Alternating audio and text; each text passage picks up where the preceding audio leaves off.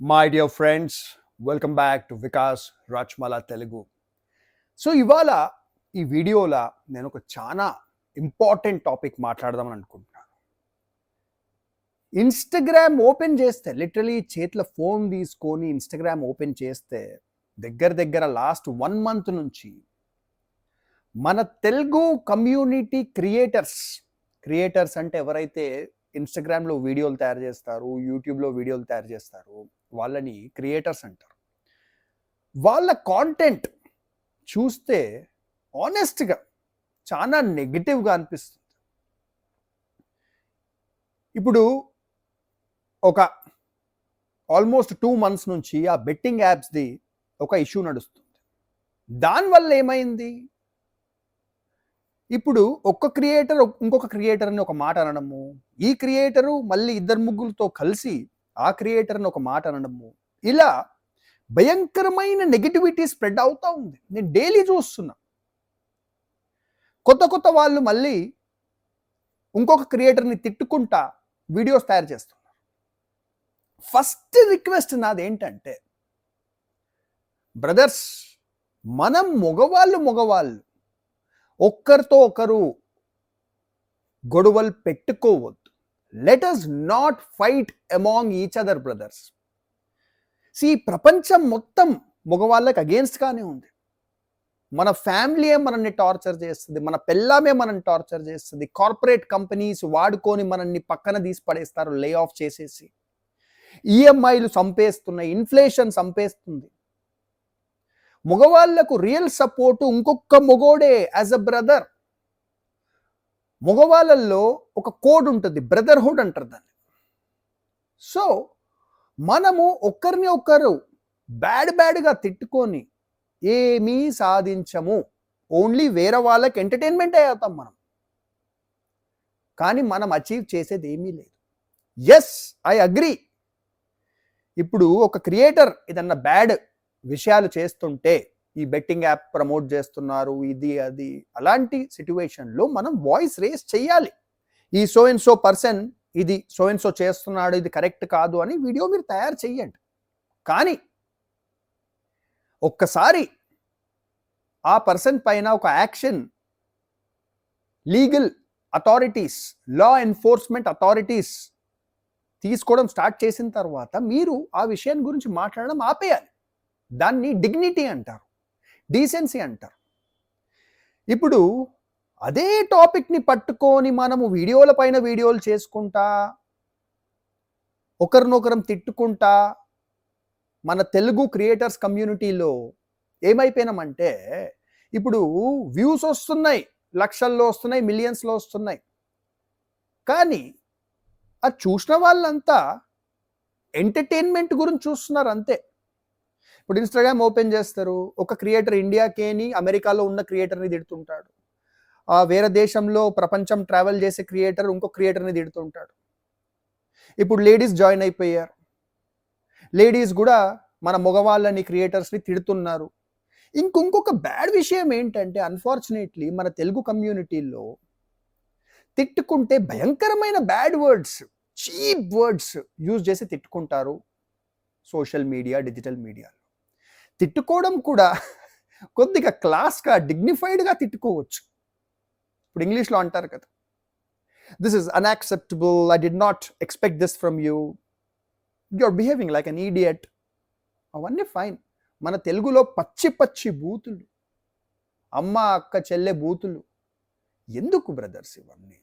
Okay, నేను main నా point ఒక్కటే, ఈ మొత్తం వీడియోల పాయింట్ ఏంటంటే, మన మగవాళ్ళకి ఎలాగో ఎవ్వరు సపోర్ట్ లేరు, లేడీస్ మనం సపోర్ట్ చెయ్యరు, ఈ ప్రపంచం మనం సపోర్ట్ చెయ్యదు. అసలు మనం చాలా బ్యాడ్ లైఫ్ బ్రతుకుతున్నాం యాట్ ప్రజెంట్. మన మగవాళ్ళం, సగం మంది మగవాళ్ళ పైన మ్యారేజ్ రిలేటెడ్ కేసులు ఉన్నాయి, అందరు మగవాళ్ళ పైన ఈఎంఐలు ఉన్నాయి, అప్పులు, ప్రతి ఒక్కడి తలపైన లక్షలు అప్పులు, ఫ్లాట్ కొనుక్కుంటే కోట్ల అప్పులు, జాబ్ ఎప్పుడు పోతుంది తెలియదు, హెల్త్ పాడైపోతుంది, ఇన్ని ప్రాబ్లమ్స్ ఉన్నాయి మన మగవాళ్ళకి. మనము ఒక్క బ్రదర్ ఇంకొక బ్రదర్ దిక్కు స్పిరిట్ చూపించుకోవాలి. ఇప్పుడు మీరు అంటుండొచ్చు, అవును స్పిరిట్ చూపించుకోవాలి, కానీ ఎవరైతే బ్యాడ్ విషయాలు చేస్తున్నారో వాళ్ళ గురించి మాట్లాడుతున్నాము. ఎస్, ఒక్కసారి మాట్లాడండి. ఈ so and so person bad విషయం చేస్తున్నాడు, బెట్టింగ్ యాప్లను ప్రమోట్ చేస్తున్నాడు, చెప్పండి, ఒక్కసారి చెప్పండి. ఇక్కడ ఏమవుతుందంటే మీరు ఒక్కసారి చెప్పిన తర్వాత వేరే పర్సన్ రివర్స్లో మిమ్మల్ని 4 మాటలు అనుకుంటా వీడియో తయారు చేస్తారు. ఇక్కడనే మన పెద్దతనం, గొప్పతనం, మెచ్యూరిటీ మనం చూపించాలి. మనం ఒక్కసారి ఒక పర్సన్ని ఈ పర్సన్ బ్యాడ్ అని చెప్పిన తర్వాత వాళ్ళు మన దిక్కు ఎన్ని బ్యాడ్ వర్డ్స్ యూజ్ చేసినా మనం రెస్పాండ్ కావద్దు. దాంట్లోనే మన గొప్పతనం కనిపిస్తుంది. మనం రెస్పాండ్ కాకపోతే ఆ ఎదుటి మనిషి బ్యాడ్ బిహేవియర్, చీప్నెస్ ఏంది ప్రపంచానికి తెలుస్తుంది. సెకండ్ పాయింట్ నేను ఏం చెప్పాలనుకుంటున్నా అంటే, కొంతమంది క్రియేటర్స్ ఇంకొక రీజన్ గురించి కూడా ఇలాంటి వీడియోస్ చేయొచ్చు. ఏంటంటే ఒక క్రియేటర్ ఇంకొక క్రియేటర్ పైన బ్యాడ్ వర్డ్స్ యూజ్ చేసి టాక్సిక్ నెగటివ్ వీడియోస్ చేయొచ్చు. ఎందుకు? వైరల్ కానికి, ఫేమస్ కానికి, ఇన్స్టాగ్రామ్లో ఫేమస్ కానికి. ఇన్స్టాగ్రామ్లో ఫేమస్ అయితే మగవాళ్ళకి ఏమీ రాదు. ఇదొక్కటి మనం ఇంకొకటి గుర్తుపెట్టుకోవాలి. ఇన్స్టాగ్రామ్లో ఒక మగోనికి 1 మిలియన్ ఫాలోవర్స్ ఉన్నా వాడికి ఆల్మోస్ట్ ఒక్క స్పాన్సర్ కూడా రారు. ఈ చెత్త బెట్టింగ్ యాప్స్ ఇలాంటి స్పాన్సర్సే వస్తారు, కానీ మగవాళ్ళకి ఇన్స్టాగ్రామ్లో ఫేమస్ అయ్యి ఏమీ సాధించేది లేదు. మగవాళ్ళు యూట్యూబ్లో పాఠాలు చెప్పుకొని ఒక సబ్జెక్ట్ నేర్చుకొని ఆ సబ్జెక్ట్ వేరే వాళ్ళకి నేర్పిస్తూ లైఫ్ గురించి వాళ్ళకి ఏమేమైతే ఎక్స్పర్టీస్ ఉన్నాయి, మనం మగవాళ్ళము యూట్యూబ్లో ఏదో పాఠాలు చెప్పుకొని 4 రూపాయలు సంపాదించడం అంతేగాని మనం మగవాళ్ళము ఇన్స్టాగ్రామ్లో బాగా ఫేమస్ అయిపోయి ఏమీ సాధించలేము. ఆ ఫేమ్ మీకే తలకాయ నొప్పి. రోడ్డు పైన ఎక్కడ పోయినా మనుషులు మిమ్మల్ని గుర్తుపడుతుంటే అది మీరు గ్రేట్నెస్ అనుకోకండి, అది తలకాయ నొప్పి. మనకు మనం కొద్ది గొప్ప ప్రైవసీ మెయింటైన్ చేయాలి. లేడీస్ ఇన్స్టాగ్రామ్లో ఫేమస్ అయితే వాళ్ళకు బట్టల స్పాన్సర్లు, చీరల స్పాన్సర్లు, హెయిర్ ఆయిల్ స్పాన్సర్లు, జ్యువెలరీ స్పాన్సర్లు, షోరూమ్లకి ఓపెనింగ్కి పిలవడము అవన్నీ జరుగుతాయి. మనల్ని ఎవడు పిలుస్తాడు? అరే మగవాళ్ళకి ఏం లేదు, మన బ్రతుకులు చాలా బ్యాడ్ బ్రతుకులు.